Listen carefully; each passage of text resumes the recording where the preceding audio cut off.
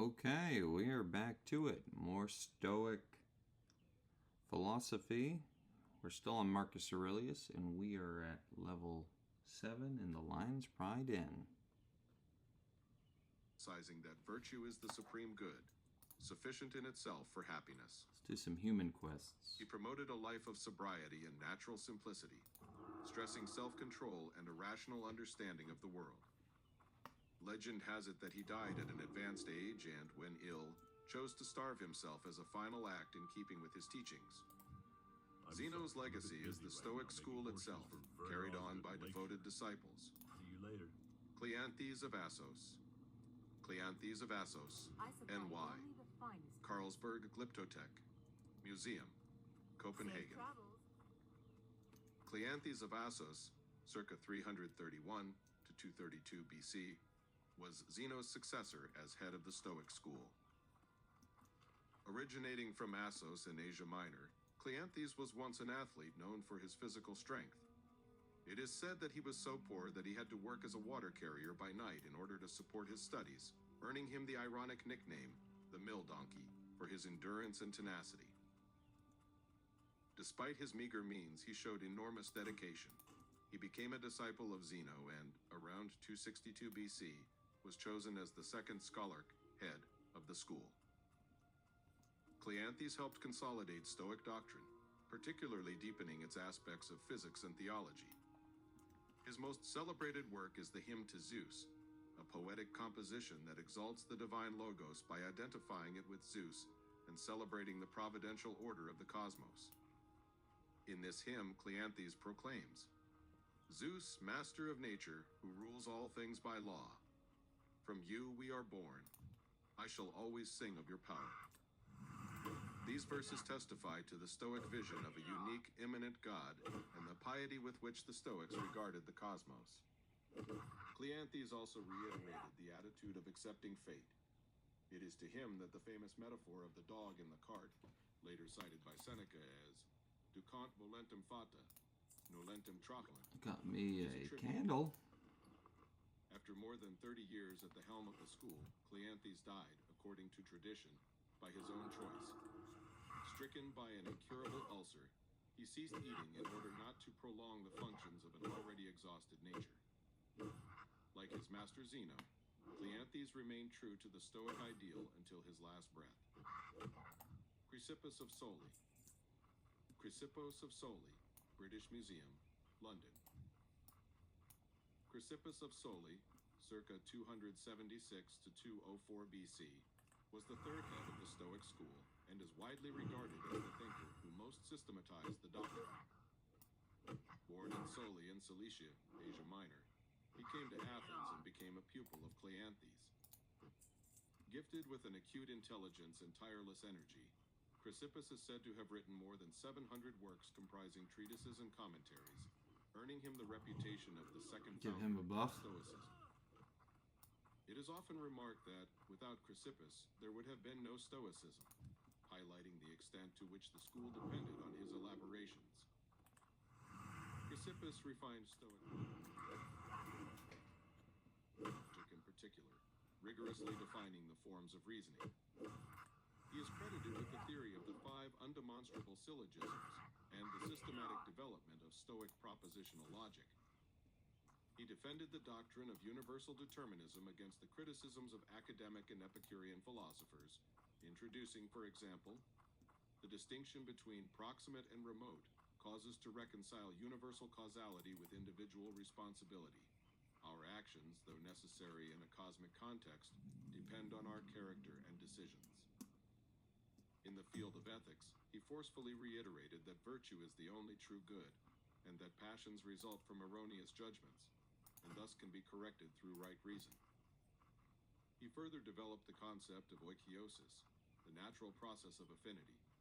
According to Chrysippus, every living being is initially inclined to preserve itself, and in man this instinct expands into the care for one's family, and ultimately into love for all humanity, the foundation of society. In physics, he rigorously formulated the doctrine of eternal recurrence, arguing that after every cosmic cycle, all things repeat themselves in exactly the same way, with no variation. gravitation, an idea anticipating later concepts of universal cyclicity. Chrysippus combined a rigorous intellect with a sense of irony. One anecdote even relates that he died laughing after jokingly giving wine to a donkey and watching the animal's comical reaction. Beyond such curiosities, his philosophical legacy was immense. Later authors, such as Cicero and Seneca, drew heavily on his formulations. Unfortunately, We've got a +2 on our mace and some weak troll's blood. By Diogenes Laertius, Increase our probability of survival. Galen, Plutarch, among others. These early quests are quite perilous. Many people die here, Seneca, but not us. Seneca, National Archaeological Museum, Naples. Lucius Aeneas Seneca, 4 BC, 65 AD, is perhaps the best-known Roman exponent of Stoicism and one of the greatest writers in Latin literature. Born in Corduba, now Cordoba, Spain, into a wealthy family, he received an excellent rhetorical and philosophical education in Rome.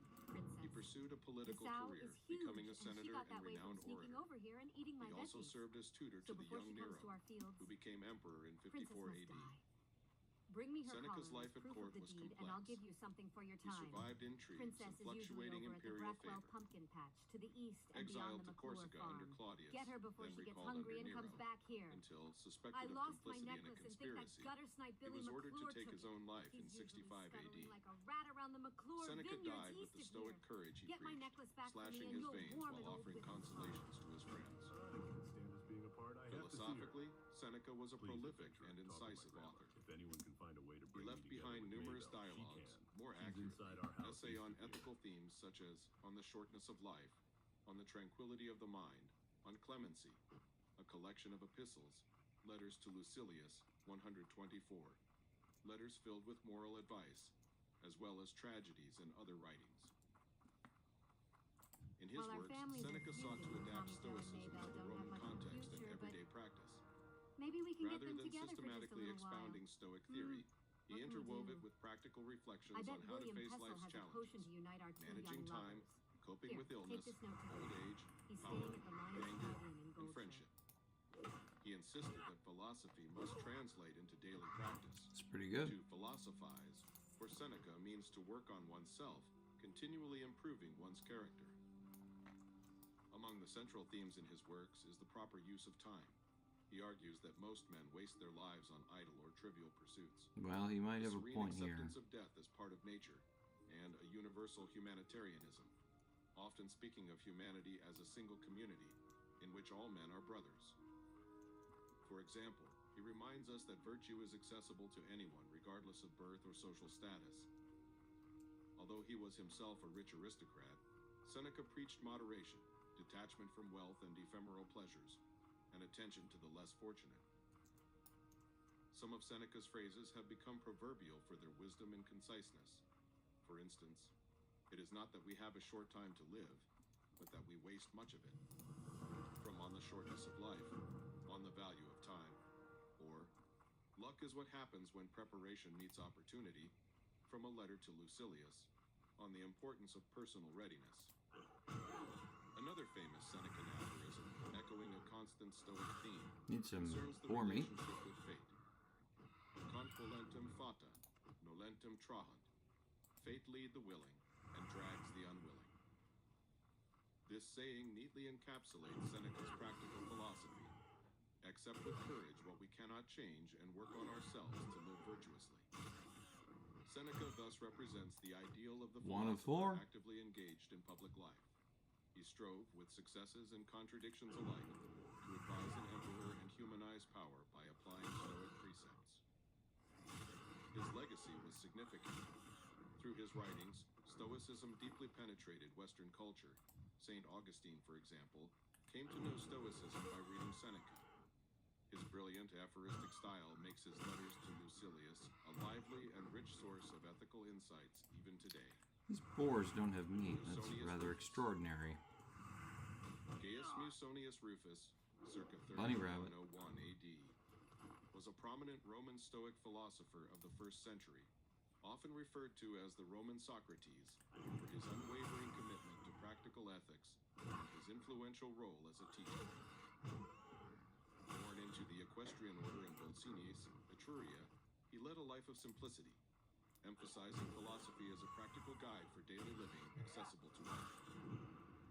Notably, he advocated for the education of women in philosophy, asserting that they possess the same capacity for virtue as men. Unlike Socrates and his own student Epictetus, Musonius did not leave behind written works. His teachings survived through notes compiled by his students, particularly Lucius, and preserved by later authors such as Stobaeus. These discourses focus intensely on ethical conduct, self-control, ascetic training, ascesis, simple living, and the pursuit of virtue as the sole path to happiness. His steadfast adherence to Stoic principles led to periods of exile under Emperors Nero and Vespasian, reflecting his commitment to philosophy even amidst political adversity. Musonius serves as a crucial link in Roman Stoicism, embodying its ethical rigor and directly influencing the thought of Epictetus. Epictetus, circa 5130 AD, was a Greek Stoic philosopher whose influence on Marcus Aurelius and on later generations has been profound. Born a slave in Hierapolis, Phrygia, Asia Minor, he was taken to Rome at a young age. These boars don't have mate. A freedman of Nero's court. In Rome, Epictetus had the opportunity to attend the lectures of the Stoic philosopher Musonius Rufus and became his devoted pupil. It's not a matter of luck. These have a fixed probability. Sometimes you get long runs of bad luck. Epictetus then relocated to Nicopolis in Greece, where he founded his own school. There you go. Epictetus, modern bust reproduction. Epictetus wrote nothing down himself. His ideas are known through the notes of his pupil Arrian, who compiled the teacher's conversations into 4 books of discourses, diatribes, and a manual known as the Enchiridion. The respawn rate is quite tolerable. Epictetus' thought places a particular emphasis on the practical, internal aspect of Stoicism, making it a true art of living. He begins with a clear distinction. Some things are in our power and others are not. What is in our power, that is dependent on us, are our opinions, desires, inclinations, and the movements of the soul. What is not within our control, the external, includes the body, material goods, reputation, and all external circumstances. From this premise, Epictetus derives a fundamental teaching. We must concentrate our efforts and energy only on what depends on us, Hey, we got our meat. judgments and moral actions, and accept everything else serenely. This is the key to inner freedom. If we understand that our mind can remain free even when our body or circumstances are constrained, then we are truly free, since no one can enslave our opinions without our consent. As Epictetus famously asserts, no one is a slave if his mind is free. His teaching emphasizes self-control and detachment from what we cannot change. Epictetus likens life to a banquet. We are to take gracefully what is served, and if something is not offered, we wait calmly, since some things simply do not depend on us. This attitude of active acceptance is summed up in the ataraxia, freedom from disturbance, and the eupathia, good spirit, with which we face events. Epictetus' exhortation to practice every day underscores that philosophy is a continuous training, ascesis, of the will and reason, preparing us to respond correctly in any situation. His pedagogical style, as evident from the discourses, is concrete and lively, often using everyday examples and stern reproaches to motivate his students towards self-improvement. Epictetus' legacy is significant. Scroll of His protection. maxims, such as, "It is not things themselves that disturb men, but their judgments about these things," became moral adages handed down through the centuries. Ooh, Marcus Aurelius was particularly inspired by him. I shouldn't have looted that one first. Book I-7. He thanks his teacher Rusticus for introducing him to the Discourses of Epictetus, and many of Marcus's thoughts closely echo Epictetus's advice. One can say that Epictetus epitomizes the practical Stoicism. From a slave to a wise, free man, His life stands as testament to the power of Stoicism to endow anyone, regardless of external circumstances, with dignity and inner greatness. Through Epictetus, inner discipline became the focus of late antique Stoicism. Other relevant figures. Alongside the major figures already discussed, many other thinkers and personalities contributed to Stoicism's development and influence. The Middle Stoic period, 2nd–1st century BC, saw the philosophy adapt as it entered Roman culture. Panatius of Rhodes, circa 185 to 109 BC, a friend of Scipio Emiljanus, moderated some earlier doctrines, like the absolute sufficiency of virtue for happiness, to better suit Roman sensibilities. Here you go. His pupil, And when you give this Posidonius pie to of that Billy, Apamea, tell him I circa hope he chokes on 135 to it. 51 BC, was an influential polymath who blended Stoic ethics with broader scientific interests in fields like astronomy and geography, further shaping Stoicism's reception in Rome, and notably Level 8. influencing Cicero. Among Roman figures and influences beyond Seneca and Epictetus, Cato the Younger, Marcus Porcius Cato, Eutycensus, 95 to 46 BC, stands out. Forgot to Though not a writer, his unwavering set opposition my to Hearthstone Caesar and to principled the line suicide pride in. made him a revered Stoic hero. Crucial for Marcus Aurelius himself was Gaius Junius Rusticus, circa 100, circa 170 AD, a prominent senator and Stoic who served as his key philosophical mentor. Earlier Stoic orthodoxy had been maintained by successors of Chrysippus, like Diogenes of Babylon, circa 230 to 150 BC, and Antipater of Tarsus, d. Trying to get the 129 gold BC. tooth? Yeah. Stoicism also permeated Roman culture through figures like Aius Cornutus, 1st century AD philosopher and tutor, and the satirical poet Persius, Aulus Persius Flaccus, 34 to 62 AD, whose work reflects Stoic themes. Finally, Cicero, Marcus Tullius Cicero, 106 to 43 BC, though formerly an academic skeptic, played a vital role in popularizing Stoic ethical ideas in Latin through influential works such as De Officiis and De Finibus. In short, Stoicism Let's heal attracted a that diverse guy. range of thinkers, statesmen, and writers across centuries, all drawn in various ways to the ideal of living according to virtue and reason. Marcus Aurelius and his Stoicism. Marcus Aurelius, Metropolitan Museum of Art, New York. Marcus Aurelius is remembered as the archetype of the philosopher king. There's a chest here. His reign, marked See by if there's anything conflicts good and in there. hardships, Sometimes put to the there test is, the Stoic normally not. principles he held in theory.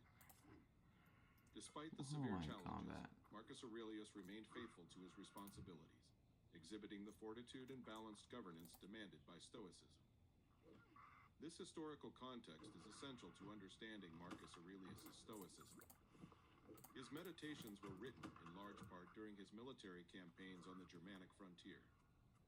Imagine the emperor, after a long day of battle or military organization, retreating into his tent to jot down thoughts for solace and moral strength. Thus, he applied philosophy in a concrete context of personal loss, including the deaths of several young children and trusted friends during those years, and immense responsibility. From a young age, Marcus Aurelius had shown an inclination for philosophy. The Emperor Hadrian even nicknamed him Verissimus, the most sincere or most true, for his honest and reflective nature. Educated under illustrious tutors, Marcus was particularly influenced by Stoic teachers such as Junius Rusticus and Apollonius of Chalcedon. In his meditations, in Book I, he thanks Rusticus for teaching him austere reasoning and for introducing him to the writings of Epictetus. As emperor, Marcus Aurelius strove to embody the Stoic I'm glad he virtues of helped me. clemency, I did heal him. justice, and pietas. He moderated or abolished trials for treason, showed leniency toward defeated enemies. Even rebels like Avidius Cassius were treated with moderation, and toward Christians who at the time were unpopular, he did not actively persecute them, even if some local persecutions occurred during his reign. His government maintained internal stability despite the ongoing wars. However, Marcus was forced to impose high taxes and exceptional conscriptions to meet military emergencies, and by the end of his reign, the Roman economy and population were severely strained. He eventually left the throne to his biological son Commodus, breaking the tradition of adopting a worthy successor, a decision that would prove disastrous, as Commodus turned out to be a poor ruler. This, however, does not diminish Marcus Aurelius's personal stature. It rather marks symbolically the end of the golden age of the good emperors. In short, Marcus Aurelius governed in difficult times and had to apply daily the resilience, sense of duty, and clarity that Stoicism preached. This context gives his reflections a special value. They are not mere theoretical speculations, but thoughts conceived amid real crises. He is, so to speak, a living experiment of Stoicism applied at the highest destiny, that of the imperial office, and under the harshest trials, war, plague, personal loss. His personal interpretation of Stoicism. Marcus Aurelius embraced Stoicism in a very personal manner. Unlike philosophers such as Seneca, he did not write works intended for public consumption. His meditations, traditionally titled from the Greek ta eiseuton, to himself, are a private philosophical diary. Marcus does not systematize doctrines or expound abstract theories. Rather, he records thoughts, maxims, and self-admonitions primarily to fortify his own soul. The tone is intimate, sincere, and often self-exhortatory. One may say that the meditations represent a form of daily spiritual exercise, in which the philosopher-emperor applies Stoic lessons to himself. This renders his Stoicism less theoretical and far more practical. Within his pages, the Stoic principles appear deeply embedded in the concrete life of a man confronting hardships, fears, and temptations, yet striving to remain steadfast in virtue. In terms of doctrine, Marcus Aurelius does not innovate relative to his predecessors. He echoes the teachings of Epictetus and the ancient masters. He emphasizes the distinction between what is in our power and what is not, and thus the importance of governing our thoughts and actions while accepting the rest. The universal brotherhood of all rational beings, and the idea that the rational soul of man is a particle of God, must be kept pure, and so on. However, his style is entirely original, often poetic, rich in metaphors and vivid imagery. He draws upon military life, natural scenes, and immediate analogies. For example, he compares a well-ordered soul to a rock against which the waves continually break. Be like the promontory against which the surf continually beats. It stands firm while the foam of the waves is scattered about it.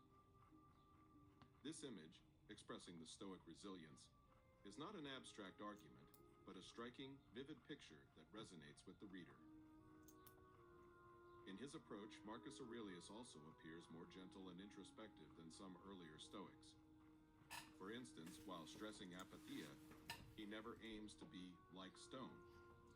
He urges kindness and understanding toward others. One of his maxims is, be tolerant with others and strict with yourself.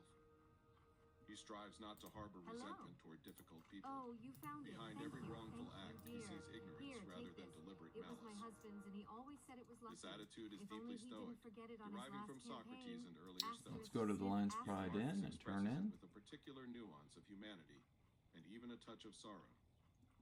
In several passages, he admits his own struggle to maintain inner equilibrium, a sign of great intellectual honesty.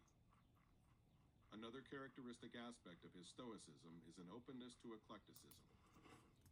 Marcus Aurelius sometimes contemplates alternative philosophical hypotheses. For example, he considers the possibility, debated in his time, that perhaps the world is not providentially governed, but is dictated solely by chance or atomic mechanics, and concludes that, in either case, the best response is to behave justly and follow reason. Here he reasons in a typically Stoic way. If there is a providence, let us follow it. If there is only chaos, at least let us follow virtue. The very fact that he entertains an atomistic idea, typical of Epicureanism, demonstrates his open-mindedness and non-dogmatic approach. It is as if his Stoicism were less rigid and more existential. He is not overly concerned with asserting the theoretical truth of the Stoic system, but with finding consolation and moral direction in what he recognizes as valid in his own experience. Good day to In you. summary, Thanks for Marcus the dust. Aurelius's personal Here's your cash. interpretation of Stoicism Here is a is token from distinguished by associates of mine. 1. We'll put that in our its bank. practical, That's a pretty self-applied character. rare item. Philosophy This is as bad a news. tool for daily What's next, self-improvement. dragons? We'll have to increase our 2. patrols near that Its mine. introspective and Thanks at for your times efforts, melancholic adventurer. tone. And hold a moment. 3. I Its might have ethical another task emphasis for on you. kindness, Thanks patience, to you, we know the simplicity, Fargo Deep and mine is humility. infested with And kobolds. 4. A Now we certain need a scout reflective to investigate eclecticism, the more distant all Jasper while Lode. remaining firmly Explore within the Jasper bounds of Lode and classical confirm any Stoicism. kobold presence. To reach the mine, travel east This along makes the the road until you Meditations reach a the unique tower. text, You were busy, my where brother. one sees By heart, I Stoicism can make from it. the inside, All right, the heart guys. and mind of an We're level exceptional 8. hearer. We're making progress in the human Main lands. themes of the Once we get to Meditations. level 9, we'll go back to the dwarf Marcus lands. Aurelius's Meditations, being Thank you personal very notes much for compiled into listening 12 to books, not intended for publication, some more Stoic do not philosophy, present a systematic order. and we'll talk to you next Nevertheless, they time. revolve around several core themes that form the backbone of his thought. Here are the principal ones. Marcus Aurelius, Meditations, Merrick Casaubon, First edition, 1630.